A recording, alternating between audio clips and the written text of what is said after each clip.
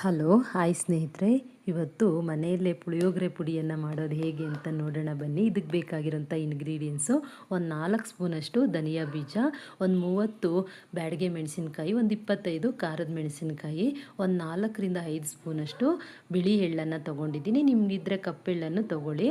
ಮತ್ತು ಅರಿಶಿನ ಒಂದು ಅರ್ಧ ಸ್ಪೂನು, 1 ಸ್ಪೂನ್ ಜೀರಿಗೆ, 1 ಸ್ಪೂನಷ್ಟು ಸಾಸಿವೆ, ಒಂದು ಅರ್ಧ ಸ್ಪೂನು ಮೆಂತ್ಯ, 1 ಸ್ಪೂನಷ್ಟು ಮೆಣಸನ್ನು ಇಟ್ಕೊಂಡಿದ್ದೀನಿ. ನೆಕ್ಸ್ಟು ಈ ಒಂದು ಕರಿಬೇವಿನ ಸೊಪ್ಪು ಸ್ವಲ್ಪ ಜಾಸ್ತಿ ತೊಗೊಂಡಿದ್ದೀನಿ, 1.5 ಹಿಡಿಯಷ್ಟು. ಅದಕ್ಕೆ 2ಕ್ಕೆ ನಾನು ಡಿವೈಡ್ ಮಾಡ್ಕೊಳ್ತೀನಿ, ಹೇಳ್ತೀನಿ. ಮತ್ತು 1.5 ಸ್ಪೂನಷ್ಟು ಹಿಂಗು, ಒಂದು 4 ಸ್ಪೂನಷ್ಟು ಕಡಲೆಬೇಳೆ, 4 ಸ್ಪೂನಷ್ಟು ಉದ್ದಿನಬೇಳೆ, ಒಂದಷ್ಟು ಕಪ್ಪು ಚಿಕ್ಕ ಕಪ್ಪಲ್ಲಿ ಒಂದು ಸ್ವಲ್ಪ ಒಣಗಿರೋಂಥ ಕೊಬ್ಬರಿಯನ್ನು ಕಟ್ ಮಾಡಿ ಇಟ್ಕೊಂಡಿದ್ದೀನಿ. ಒಂದು ಹಿಡಿಯಷ್ಟು ಹುಣಸೆ ಹಣ್ಣನ್ನು ಇಟ್ಕೊಂಡಿದ್ದೀನಿ. ಒಂದು ಸ್ವಲ್ಪ ಬೆಲ್ಲವನ್ನು ಸಹ ಇಟ್ಕೊಂಡಿದ್ದೀನಿ. ನಾವು ಇಟ್ಕೊಂಡಿರೋಂಥ ಏನು ಮೆಣಸಿನ್ಕಾಯಿ ಇದೆಯಲ್ವ, ಖಾರದ ಮೆಣಸಿನ್ಕಾಯಿ ಮತ್ತು ಬ್ಯಾಡಗೆ ಮೆಣಸಿನ್ಕಾಯಿ ಎರಡೂ ಒಂದು ಸ್ವಲ್ಪ ದೊಡ್ಡ ಬಾಣಲಿಯನ್ನು ತೊಗೋಬೇಕು. ಆ ಬಾಣಲಿಯಲ್ಲೇ ಹಾಕ್ಕೊಂಡು ಸಿಮ್ಮರಲ್ಲಿ ಇಟ್ಕೊಂಡೆ ಇದನ್ನು ಫ್ರೈ ಮಾಡಬೇಕಾಗುತ್ತೆ. ದೊಡ್ಡ ಉರಿಯಲ್ಲೇನಾದರೂ ಫ್ರೈ ಮಾಡಿದ್ರೆ ತುಂಬ ಕಪ್ಪಾಗುವಂಥ ಚಾನ್ಸಸ್ ಇರುತ್ತೆ. ಮತ್ತು ಒಂದು ಹಿಡಿಯಷ್ಟು ಕರಿಬೇವಿನ ಸೊಪ್ಪನ್ನು ಸಹ ಇದಕ್ಕೆ ಸೇರಿಸ್ಕೊಂಡು ಇದನ್ನು ಚೆನ್ನಾಗಿ ಸಣ್ಣ ಉರಿಯಲ್ಲೇ ಫ್ರೈ ಮಾಡಬೇಕಾಗುತ್ತೆ. ಸಿಮ್ಮರಲ್ಲೇ ಫ್ರೈ ಮಾಡಿದಾಗ ಅದು ತುಂಬ ಚೆನ್ನಾಗಿ ಫ್ರೈನೂ ಆಗುತ್ತೆ, ಮತ್ತು ನಾವು ಗ್ರೈಂಡ್ ಮಾಡೋದಕ್ಕೂ ಸಹ ತುಂಬ ಚೆನ್ನಾಗಿರುತ್ತೆ. ಎಣ್ಣೆನೂ ತುಂಬ ಜಾಸ್ತಿ ಹಾಕ್ಕೋಬಾರ್ದು, 1 ಸ್ಪೂನ್ಗಿಂತ ಸ್ವಲ್ಪ ಕಡಿಮೆ ಅಷ್ಟು ಎಣ್ಣೆಯನ್ನು ಹಾಕ್ಕೊಂಡು ಫ್ರೈ ಮಾಡಿದ್ರೆ ಸಾಕು. ನೋಡಿ, ಕರಿಬೇವಿನ ಸೊಪ್ಪು ಈ ರೀತಿಯಲ್ಲಿ ಪುಡಿ ಹಾಕಬೇಕು, ಮತ್ತು ಮೆಣಸಿನ್ಕಾಯಿನೂ ಅಷ್ಟೇ ಮುರಿದ್ರೇ ಪುಡಿ ಹಾಕಬೇಕು. ಆ ರೀತಿಯಲ್ಲಿ ಸಣ್ಣ ಹುರಿಯಲ್ಲೇ ಫ್ರೈ ಮಾಡ್ಕೊಂಡು ಈ ರೀತಿಯಲ್ಲಿ ಸಪ್ರೇಟಾಗಿ ಒಂದೊಂದು ಇಂಗ್ರೀಡಿಯೆಂಟ್ಸನ್ನು ಫ್ರೈ ಮಾಡಿಕೊಂಡು ಸಪ್ರೇಟಾಗಿ ಎತ್ತಿಟ್ಕೋಬೇಕು. ಮತ್ತು ಇನ್ನಿಟ್ಕೊಂಡಿರುವಂತಹ ಧನಿಯಾ ಬೀಜವನ್ನು ಸಹ ಹಾಕ್ಕೊಂಡು ಅದೇ ರೀತಿಯಲ್ಲಿ ಫ್ರೈ ಮಾಡ್ಕೋಬೇಕಾಗುತ್ತೆ. ಸಣ್ಣ ಹುರಿಯಲ್ಲೇ ಸಿಮ್ಮರಲ್ಲೇ ಫ್ರೈ ಮಾಡಿಕೊಂಡು ಇದನ್ನು ಸಹ ಬೇರೆ ಪ್ಲೇಟಲ್ಲಿ ತೆಗೆದಿಟ್ಕೋಬೇಕು. ಈ ಒಂದು ಮನೆಯಲ್ಲಿ ಮಾಡುವಂತಹ ಪುಳಿಯೋಗರೆ ಪುಡಿ ಅಂತೂ ತುಂಬ ಚೆನ್ನಾಗಿರುತ್ತೆ, ತುಂಬ ರುಚಿಯನ್ನು ಕೊಡುತ್ತೆ, ತುಂಬ ಹೈಜಿನಿಕ್ಕಾಗೂ ಸಹ ನಾವು ಮಾಡ್ಕೋಬೋದು ಸ್ನೇಹಿತರೆ. ಅದಕ್ಕೆ ನೀವು ಸಹ ಮನೆಯಲ್ಲಿ ಇದೇ ರೀತಿಯೇ ಟ್ರೈ ಮಾಡಿ ಮಾಡ್ಕೊಳ್ಳಿ. ನಂತರ ಏನು ನಾನು ಬಿಳಿ ಎಳ್ಳನ್ನು ಇಟ್ಕೊಂಡಿದ್ದೀನಿ, ಅದು ಅಷ್ಟೇ ಕಲರ್ ಚೇಂಜ್ ಆಗೋವರೆಗೂ ಸಹ ಇದನ್ನು ಸಹ ಫ್ರೈ ಮಾಡ್ಕೋಬೇಕಾಗುತ್ತೆ. ನೀವು ಬಿಳಿ ಎಳ್ಳು ಬೇಡ, ಕಪ್ಪು ಎಳ್ಳು ಹಾಕ್ಕೊಳ್ತೀವಿ ಅಂದರೆ ಕಪ್ಪು ಎಳ್ಳನ್ನು ಸಹ ಯೂಸ್ ಮಾಡ್ಬೋದು. ಇದಕ್ಕೆ ಬಿಳಿ ಎಳ್ಳಿಗಿಂತೂ ಕಪ್ಪೆಳ್ಳು ಇನ್ನೂ ತುಂಬ ರುಚಿಯನ್ನು ಕೊಡುತ್ತೆ. ನೀವು ಬಿಳಿ ಎಳ್ಳನ್ನೇ ಹಾಕ್ಕೋಬೋದು, ಕಪ್ಪೆಳ್ಳನ್ನು ಹಾಕ್ಕೊಂಡು ಇದನ್ನು ಈ ರೀತಿಯಲ್ಲಿ ಫ್ರೈ ಮಾಡಿ ತೆಗೆದಿಟ್ಕೋಬೋದು. ನೆಕ್ಸ್ಟು ಇನ್ನೇನು ಇಟ್ಕೊಂಡಿದ್ವಿ ಕಡಲೆ ಬೇಳೆಯನ್ನು, ಆ ಬೇಳೆಯನ್ನು ಸಹ ಅಷ್ಟೇನೆ ಸಣ್ಣ ಹುರಿಯಲ್ಲೇ ಅದನ್ನು ಫ್ರೈ ಮಾಡ್ಕೋಬೇಕು. ಸ್ವಲ್ಪ ಹೊತ್ತು ಬಿಸಿ ಆದಮೇಲೆ ಮತ್ತು ಇದಕ್ಕೆ ಉದ್ದಿನ ಬೇಳೆ ಏನು ಇಟ್ಕೊಂಡಿದ್ದೀನಲ್ವ, ಆ ಉದ್ದಿನ ಬೇಳೆಯನ್ನು ಸಹ ಹಾಕ್ಕೊಂಡು ಫ್ರೈ ಮಾಡಬೇಕಾಗುತ್ತೆ. ಎರಡನ್ನೂ ಸಹ ಒಂದೇ ಸಮವಾಗಿ ಸಣ್ಣ ಹುರಿಯಲ್ಲೇ ಫ್ರೈ ಮಾಡಬೇಕಾಗುತ್ತೆ. ಇದನ್ನು ಇದೇ ರೀತಿಯಲ್ಲಿ ಫ್ರೈ ಮಾಡಿಕೊಂಡು ಸಪ್ರೇಟಾಗಿ ತೆಗೆದಿಟ್ಕೊಳ್ಳಿ ಫ್ರೆಂಡ್ಸ್. ಮತ್ತು ಈ ಒಂದು ಪುಳಿಯೋಗರೆ ಪುಡಿ ನಾವು ಅಂಗಡಿಯಲ್ಲಿ ತರೋದಕ್ಕಿಂತಲೂ ತುಂಬ ರುಚಿಕಟ್ಟಾಗಿರುತ್ತೆ. ಎಲ್ಲ ಮನೆಯಲ್ಲಿ ಎಲ್ಲರೂ ಸಹ ತುಂಬ ಇಷ್ಟಪಟ್ಟು ತಿನ್ಬೋದು. ಮತ್ತು ಇಟ್ಕೊಂಡಿರುವಂತಹ ಏನು ಮೆಣಸು, ಜೀರಿಗೆ ಮತ್ತು ಮೆಂತ್ಯ, ಸಾಸಿವೆ ಎಲ್ಲನೂ ಹಾಕ್ಕೊಂಡು ಒಂದೇ ಬಾರಿ ಇದನ್ನು ಫ್ರೈ ಮಾಡ್ಕೋಬೇಕು. ಒಂದು ಸ್ವಲ್ಪ ಚಿಟಪಟ ಅನ್ನೋಷ್ಟರಲ್ಲೇ ಫ್ರೈ ಮಾಡಿ ತೆಗೆದಿಟ್ಕೋಬೇಕಾಗುತ್ತೆ. ನಂತರ ಒಣಕೊಬ್ಬರಿ ಏನು ಸಣ್ಣಕ್ಕೆ ಉದ್ದಕ್ಕೆ ಹೆಚ್ಚಿಟ್ಕೊಂಡಿರುವಂಥದ್ದು, ಇದನ್ನು ಅಷ್ಟೇ ಸ್ವಲ್ಪ ಲೈಟಾಗಿ ಫ್ರೈ ಮಾಡಬೇಕಾಗುತ್ತೆ. ತುಂಬ ಕಪ್ಪು ಆಗೋವರೆಗೂ ಏನೂ ಬಿಡಬೇಕಾಗಿಲ್ಲ. ಆಲ್ರೆಡಿ ಅದು ಒಣಗಿರುವಂತಹ ಒಂದು ಕೊಬ್ಬರಿ ಆಗಿರೋದ್ರಿಂದ ಅದನ್ನು ಸ್ವಲ್ಪ ಫ್ರೈ ಮಾಡಿದ್ರೆ ಸಾಕು. ನಂತರ ನೀವು ಹುಣಸೆ ಹಣ್ಣನ್ನು ಸಹ ಇದನ್ನು ಸಹ ಬಿಸಿ ಮಾಡ್ಕೋಬೇಕಾಗುತ್ತೆ. ಹಸಿಯಾಗಿ ಹಾಕಿ ರುಬ್ಬೋದಕ್ಕಾಗೋದಿಲ್ಲ. ಹಾಗಾಗಿ ನಿಮ್ಮ ಹತ್ರ ಒಣಗಿರುವಂತಹ ಹುಣಸೆ ಹಣ್ಣು ಇದ್ರೂ ಸರಿಯೇ, ಇಲ್ಲಾಂದರೆ ಇದನ್ನು ಈ ರೀತಿಯಲ್ಲಿ ಪುಡಿಯಾಗಿ ಸಣ್ಣದಾಗಿ ಮಾಡಿಕೊಂಡು ಫ್ರೈ ಮಾಡ್ಕೋಬೇಕಾಗುತ್ತೆ. ಫ್ರೈ ಮಾಡ್ಕೊಂಡು ಇದನ್ನು ಸಹ ತೆಗೆದಿಟ್ಕೊಂಡು ನಂತರ ಇದನ್ನು ತಣಿಯೋದಕ್ಕೆ ಬಿಡಬೇಕು. ಒಂದು ಸ್ವಲ್ಪ ಹೊತ್ತು ತಣ್ಣಗೆ ಆದ ನಂತರ ಒಂದೊಂದನ್ನೇ ಜಾರ್ಗೆ ಹಾಕಿ ಫ್ರೈ ಮಾಡ್ಕೋಬೇಕಾಗುತ್ತೆ. ಈಗಾಗಲೇ ಮೆಣಸಿನಕಾಯಿ ಜಾಸ್ತಿ ಇರೋದ್ರಿಂದ ನಾನು ಜಾರಿಗೆ ಈ ರೀತಿಯಲ್ಲಿ ಸ್ವಲ್ಪ ಅರ್ಧ ಮುರಿದು ಹಾಕಿದ್ದೀನಿ. ಏನಂದರೆ ಬ್ಯಾಡಗೆ ಮೆಣಸಿನ್ಕಾಯಿ ತುಂಬ ದೊಡ್ಡದಾಗಿರುತ್ತೆ ಅಂತ ಹೇಳಿ ಇಷ್ಟನ್ನು ಒಂದು ಸಲ ಸೇರಿಸ್ಬಿಟ್ಟು ಇದನ್ನು ಸ್ವಲ್ಪ ಗ್ರೈಂಡ್ ಮಾಡ್ಕೋಬೇಕು. ಯಾಕೆ ಅಂತಂದರೆ ಇದು ಜಾರ್ ತುಂಬ ಇದ್ದಿದ್ದರಿಂದ ಅದನ್ನು ಸ್ವಲ್ಪ ಪಲ್ಸ್ ಮೋಡಲ್ಲೇ ನಾನು ಸ್ವಲ್ಪ ಹೊತ್ತು ಗ್ರೈಂಡ್ ಮಾಡಿಕೊಂಡೆ. ನಂತರ ಒಂದೊಂದೇ ಇಂಗ್ರೀಡಿಯೆಂಟ್ಸನ್ನು ಹಾಕ್ಕೊಂಡು ಸ್ವಲ್ಪ ಜೋರಾಗಿನೂ ಗ್ರೈಂಡ್ ಮಾಡಿಕೊಂಡು ಸ್ವಲ್ಪ ಪಲ್ಸ್ ಮೋಡಲ್ಲೂ ಒಂದೊಂದನ್ನೇ ಇಂಗ್ರೀಡಿಯೆಂಟ್ಸನ್ನು ಸೇರಿಸ್ತಾ ಈ ರೀತಿಯಲ್ಲಿ ಗ್ರೈಂಡ್ ಮಾಡ್ಕೋಬೇಕು. ಯಾಕೆಂದರೆ ಈ ರೀತಿ ಪಲ್ಸ್ ಮೋಡಲ್ಲೇ ಗ್ರೈಂಡ್ ಮಾಡ್ಕೊಳ್ತಾ ಹೋದರೆ ಮಿಕ್ಸಿ ನಿಂತೋಗೋಂಥದ್ದಾಗಿರ್ಬೋದು, ಮತ್ತು ಅದು ನಮ್ಮ ಹದಕ್ಕೆ ಗ್ರೈಂಡ್ ಮಾಡ್ಕೊಳ್ಳೋದಕ್ಕೆ ತುಂಬ ಚೆನ್ನಾಗಿ ಬರುತ್ತೆ. ಹಾಗಾಗಿ ನೆಕ್ಸ್ಟು ಹುಣಸೆ ಹಣ್ಣು ಸ್ವಲ್ಪ ಅದಕ್ಕೆ ಆ ಪುಡಿಗೆ ತಕ್ಕಷ್ಟು ಉಪ್ಪನ್ನು ಹಾಕ್ಕೋಬೇಕಾಗುತ್ತೆ ರುಚಿಗೆ. ನೆಕ್ಸ್ಟು ಬೆಲ್ಲವನ್ನು ಇಟ್ಕೊಂಡಿದ್ದೀನಿ ಆ ಬೆಲ್ಲವನ್ನು ಸಹ ಹಾಕಿದ್ದೀನಿ. ನೆಕ್ಸ್ಟು ಅರಿಶಿನ ಇಟ್ಕೊಂಡಿದ್ದೀನಲ್ಲ ಅದನ್ನು ಸಹ ಹಾಕಿ ಇಷ್ಟನ್ನು ಸಹ ಗ್ರೈಂಡ್ ಮಾಡ್ಕೋಬೇಕು.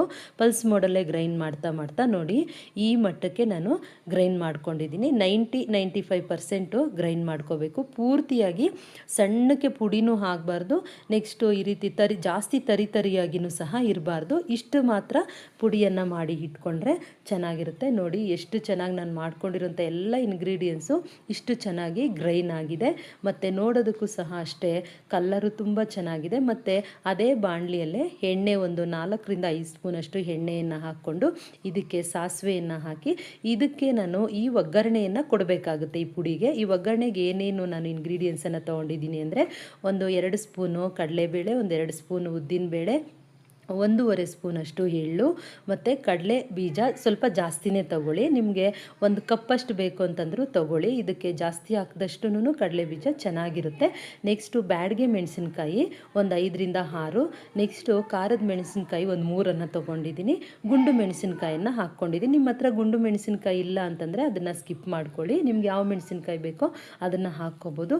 ನೆಕ್ಸ್ಟು ಕರಿಬೇವಿನ ಸೊಪ್ಪು ಆಗಲೇ ತೋರಿಸಿದ್ದೆ, ಇನ್ನು ಅರ್ಧ ಉಳಿದಿತ್ತು ಆಗಲೇ ಫ್ರೈ ಮಾಡಿಕೊಂಡು ಆ ಅರ್ಧ ಕರಿಬೇವಿನ ಸೊಪ್ಪನ್ನು ಸಹ ಇದಕ್ಕೆ ಹಾಕಿ ಫ್ರೈ ಮಾಡ್ಕೊಳ್ಳಿ. ನೆಕ್ಸ್ಟು ಇಟ್ಕೊಂಡಿರೋಂಥ ಹಿಂಗು ಏನು 1-1.5 ಸ್ಪೂನಷ್ಟು ಹಿಂಗನ್ನು ಇಟ್ಕೊಂಡಿದ್ದೆ. ಆ ಹಿಂಗನ್ನು ಇದಕ್ಕೆ ಹಾಕ್ಕೊಂಡು ಫ್ರೈ ಮಾಡ್ಕೊಳ್ಳಿ. ಯಾಕೆ ಅಂದರೆ ಈ ಪುಳಿಯೋಗರೆ ಪುಡಿಗೆ ಹಿಂಗು ತುಂಬ ಮೇಯ್ನಾಗಿ ಬೇಕೇ ಬೇಕು. ಹಿಂಗು ಇದ್ರೇ ಈ ಒಂದು ಪುಳಿಯೋಗರೆ ಪೌಡರು ತುಂಬ ಚೆನ್ನಾಗಿ ಅರೋಮ ಕೊಡುವಂಥದ್ದು ಮತ್ತು ತುಂಬ ಚೆನ್ನಾಗಿ ಟೇಸ್ಟನ್ನು ಸಹ ಕೊಡುವಂಥದ್ದು. ನೆಕ್ಸ್ಟು ಒಣಕೊಬ್ಬರಿಯನ್ನು ತುರಿದಿಟ್ಕೊಂಡಿರಬೇಕಾಗುತ್ತೆ ಒಂದು ಅರ್ಧ ಕಪ್ಪಷ್ಟು. ಆ ಒಣಕೊಬ್ಬರಿಯನ್ನು ಸಹ ಇದಕ್ಕೆ ಸೇರಿಸಿ ಸ್ವಲ್ಪ ಫ್ರೈ ಮಾಡಿಕೊಂಡ್ರೆ ಸಾಕು. ಜಾಸ್ತಿ ಹೊತ್ತೇನು ಇದನ್ನು ಫ್ರೈ ಮಾಡುವಷ್ಟು ಇಲ್ಲ.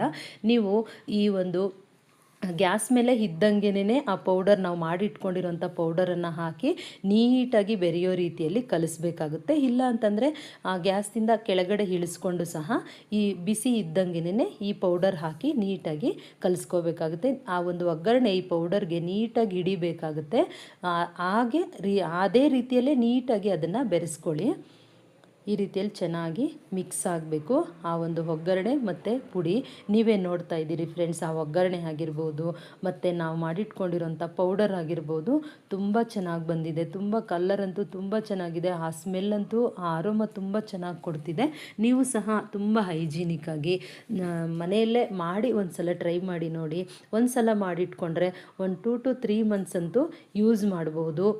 ಯಾಕೆಂದರೆ ನಾವು ಅಂಗಡಿಯಿಂದ ತರುವಂಥ ಪೌಡರ್ ಒಂದೊಂದು ಸಲ ಸ್ಮೆಲ್ ಬರೋಂಥ ಚಾನ್ಸಸ್ ಇರುತ್ತೆ. ತುಂಬ ದಿನ ಪ್ರಿಸರ್ವೇಟಿವ್ ಆಗಿರುತ್ತೆ.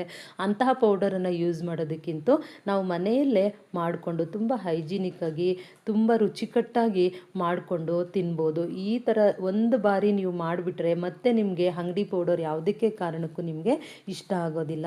ನಾನು ಅದೇ ಪೌಡರನ್ನು ಯೂಸ್ ಮಾಡಿಕೊಂಡು ಪುಳಿಯೋಗರೆ ಗೊಜ್ಜನ್ನು ಸಹ ಮಾಡಿದ್ದೀನಿ. ನೋಡಿ, ನೀವು ಯಾವ ರೀತಿಯಲ್ಲಿ ಆ್ಯಸ್ ಯೂಶುವಲ್ ಮಾಡ್ತೀರೋ ಅದೇ ರೀತಿಯಲ್ಲೇ ಮಾಡ್ಕೊಳ್ಳಿ. ನಾನು ಒಂದು ಸ್ವಲ್ಪ ಬಾಣಲಿಗೆ ಎಣ್ಣೆಯನ್ನು ಹಾಕಿ 1-2 ಸ್ಪೂನಷ್ಟು ಒಂದು ಸ್ವಲ್ಪ ಸಾಸಿವೆಯನ್ನು ಸೇರಿಸಿದ್ದೀನಿ. 1 ಸ್ಪೂನಷ್ಟು ಕಡಲೆ ಬೀಜವನ್ನು ಸೇರಿಸಿದ್ದೀನಿ. ಕಡಲೆಬೇಳೆನೂ 1 ಸ್ಪೂನಷ್ಟು ಹಾಕ್ಕೊಂಡಿದ್ದೀನಿ. ನೆಕ್ಸ್ಟು ಇದನ್ನು ಸ್ವಲ್ಪ ಕಲರ್ ಚೇಂಜ್ ಆಗೋವರೆಗೂ ಫ್ರೈ ಮಾಡ್ಕೋಬೇಕು. ನೆಕ್ಸ್ಟು 1-2 ಒಣಮೆಣಸಿನ್ಕಾಯಿ ಖಾರದ ಮೆಣಸಿನ್ಕಾಯನ್ನು ಹಾಕ್ಕೊಂಡಿದ್ದೀನಿ. ನಂತರ ಕರಿಬೇವಿನ ಸೊಪ್ಪು. ಈಗಾಗಲೇ ನಾನು ಗ್ಯಾಸನ್ನು ಆಫ್ ಮಾಡಿ ಇದನ್ನು ಹಾಕ್ತಿರೋದು, ಯಾಕೆಂದರೆ ಪಟ ಅಂತ ತುಂಬ ಅದು ಸಿಡಿಯುತ್ತೆ. ನಂತರ 1 ನಿಂಬೆಹಣ್ಣಿನ ಗಾತ್ರ, ದೊಡ್ಡ ನಿಂಬೆಹಣ್ಣಿನ ಗಾತ್ರ ಹುಣಸೆ ಹಣ್ಣನ್ನು ನೀರಲ್ಲಿ ನೆನೆಸಿಟ್ಕೊಂಡಿದ್ದೆ. ಅದನ್ನೆಲ್ಲ ಹಿಂಡಿ ಅದರಲ್ಲಿ ಹಿಪ್ಪೆ ಬರೋವಂಥದ್ದನ್ನು ಬಿಸಾಕಿ ಮತ್ತು ನೀರನ್ನು ಮಾತ್ರ ನಾನು ಅದಕ್ಕೆ ಸೇರಿಸ್ತಾ ಇದ್ದೀನಿ. ಆ ನೀರನ್ನು ಸೇರಿಸಿ 1 to 3 minutes ಇದನ್ನು ಕುದಿಯೋದಕ್ಕೆ ಬಿಡಬೇಕು. ನೀವು ಮುಚ್ಚಳವನ್ನು ಹಾಕಿನೂ ಸಹ ಬೇಯಿಸ್ಬೋದು. ಇಲ್ಲ ಅದೇ ರೀತಿಯಲ್ಲಿ ನಾನು ಬೇಯಿಸ್ತೀನಿ ಅಂತಂದರೆ ಬೇಯಿಸ್ಕೋಬೋದು. ನಂತರ ಇದು ಬೆಂದ ನಂತರ ಏನು ನಾನು ಮಾಡಿಟ್ಕೊಂಡಿದ್ದೀನಲ್ಲ ಪುಡಿ, ಆ ಪುಡಿಯನ್ನು 1-2-3 ಸ್ಪೂನನ್ನು ನಾನು ಸೇರಿಸ್ತಾ ಇದ್ದೀನಿ. 1-2 ಸ್ಪೂನ್ ಸೇರಿಸಿದ್ರೂ ಸಾಕು. ಒಂದು ಟೈಮ್ಗಾಗೋಷ್ಟು ಒಂದು 3 to 4 ಮೆಂಬರ್ಸ್ ತಿನ್ಬೋದು. ಅಷ್ಟು ರುಚಿ ಬರುತ್ತೆ ಮತ್ತು ಅಷ್ಟು ಗಟ್ಟಿ ಬರುತ್ತೆ. ಅಷ್ಟು ಇಂಗ್ರೀಡಿಯೆಂಟ್ಸನ್ನು ಹಾಕಿ ಮಾಡಿರೋದ್ರಿಂದ ತುಂಬ ಚೆನ್ನಾಗಿ ರುಚಿನೂ ಬರುತ್ತೆ. ಖಾರನೂ ಅಷ್ಟು ಚೆನ್ನಾಗಿರುತ್ತೆ. ನೀವು ಉಪ್ಪು ಬೇಕಾದರೆ ಇದಕ್ಕೆ ಸೇರಿಸ್ಕೋಬೋದು ಗೊಜ್ಜು ಮಾಡುವಾಗ. ಇನ್ನೂ ಅನ್ನಕ್ಕೆಲ್ಲ ಬೆರೆಸ್ತೀವಲ್ವ, ಹಾಗಾಗಿ ಉಪ್ಪನ್ನು ಇದರಲ್ಲಿ ಸೇರಿಸ್ಕೋಬೇಕಾಗುತ್ತೆ. ಉಪ್ಪನ್ನು ನೀವು ಸೇರಿಸಿ ರುಚಿಗೆ ತಕ್ಕಷ್ಟು. ನೋಡಿ ಈ ರೀತಿಯಲ್ಲಿ ಎಣ್ಣೆ ಎಲ್ಲ ಬಿಟ್ಕೊಂಡು ಅದು ಬೇಯ್ತಾ ಇರೋವಂಥದ್ದು ಗೊತ್ತಾಗ್ತಾ ಇದೆ. ಇಷ್ಟಾದಮೇಲೆ ಇದು ಗೊಜ್ಜು ಆಗಿದೆ ಅಂತಲೇ ಅರ್ಥ. ಅದಕ್ಕೆ ಮಾಡಿಟ್ಕೊಂಡಿರೋಂಥ ಅನ್ನನ ನಿಮ್ಗೆ ಎಷ್ಟು ಬೇಕೋ ಅಷ್ಟು ಅನ್ನನ ಹಾಕಿ ಬೆರೆಸಿ ಸರ್ವ್ ಮಾಡಿಕೊಂಡು ತಿನ್ನಿ. ಎಷ್ಟು ಚೆನ್ನಾಗಿರುತ್ತೆ ಅಂದರೆ ನೀವು ಒಂದು ಬಾರಿ ಆದರೂ ಮಾಡಿ ನನಗೆ ಒಂದು ಕಮೆಂಟನ್ನು ಹಾಕಿ. ಪ್ಲೀಸ್ ನಮ್ಮ ಒಂದು ಚಾನಲ್ಗೆ ಸಬ್ಸ್ಕ್ರೈಬ್ ಮಾಡ್ಕೊಳ್ಳಿ, ನನಗೂ ಸಹ ಸಪೋರ್ಟ್ ಮಾಡಿ. ಇದೇ ರೀತಿಯಾದಂಥ ಅನೇಕ ಒಂದು ಅಡುಗೆಗಳಿಗೆ ನಾನು ಸಹ ಟ್ರೈ ಮಾಡ್ತಾನೇ ಇದ್ದೀನಿ, ನಿಮಗೂ ಸಹ ಕಳಿಸ್ಕೊಡ್ತಾನೇ ಇದ್ದೀನಿ. ಮತ್ತು ನಿಮ್ಮ ಸಪೋರ್ಟು ಸಹ ನನಗೆ ತುಂಬ ಬೇಕು. ಈ ಒಂದು ಪುಳಿಯೋಗರೆ ಗೊಜ್ಜನ್ನು ಮಾಡಿ ನೋಡಿ ಎಷ್ಟು ಟೇಸ್ಟಿಯಾಗಿರುತ್ತೆ ಮತ್ತು ಎಷ್ಟು ಇಷ್ಟಪಟ್ಟು ನೀವೆಲ್ಲರೂ ತಿಂತೀರಿ ಅಂತ. ಮತ್ತು ಅಂಗಡಿ ಪುಡಿಯನ್ನು ತರೋದೇ ನೀವು ಮರೆತು ಹೋಗ್ತೀರಿ, ಅಷ್ಟು ಚೆನ್ನಾಗಿರುತ್ತೆ. ಮನೆಯಲ್ಲೇ ಮಾಡಿ ತಿನ್ನೋದು ನಾವು ತುಂಬ ಹೈಜಿನಿಕ್ಕಾಗೂ ಇರುತ್ತೆ, ಸ್ವಚ್ಛವಾಗಿ ಮಾಡ್ಕೊಂಡಿರ್ತೀವಿ ಮತ್ತು ರುಚಿಕಟ್ಟಾಗೂ ಸಹ ಇರುತ್ತೆ. ವಾರಕ್ಕೆ ಒಂದು ಬಾರಿ ತಿನ್ನೋರು 2-3 ಬಾರಿ ಮತ್ತೆ ಮತ್ತೆ ಮಾಡ್ಕೋಬೇಕು ಅಂತ ಅನಿಸುತ್ತೆ, ಅಷ್ಟು ರುಚಿಯಾಗಿ ಬಂದಿದೆ. ಇವತ್ತಂತೂ ನಾವು ಮಾಡಿರೋಂಥ ಒಂದು ಪುಳಿಯೋಗರೆ ಪೌಡರಿಂದ ಮಾಡಿರೋಂಥ ಗೊಜ್ಜು, ಪುಳಿಯೋಗರೆ ಪುಡಿನೂ ಅಷ್ಟೇನೆ ನಮ್ಮ ಮನೆಯಲ್ಲಂತೂ ತುಂಬ ಇಷ್ಟಪಟ್ಟೇ ತಿಂತಾರೆ ಸ್ನೇಹಿತರೆ. ನೀವು ಒಂದು ಬಾರಿ ಆದರೂ ಇದನ್ನು ಮಾಡಲೇಬೇಕಾಗುತ್ತೆ, ನೀವು ಸಹ ತಿನ್ನಿ. Thank you so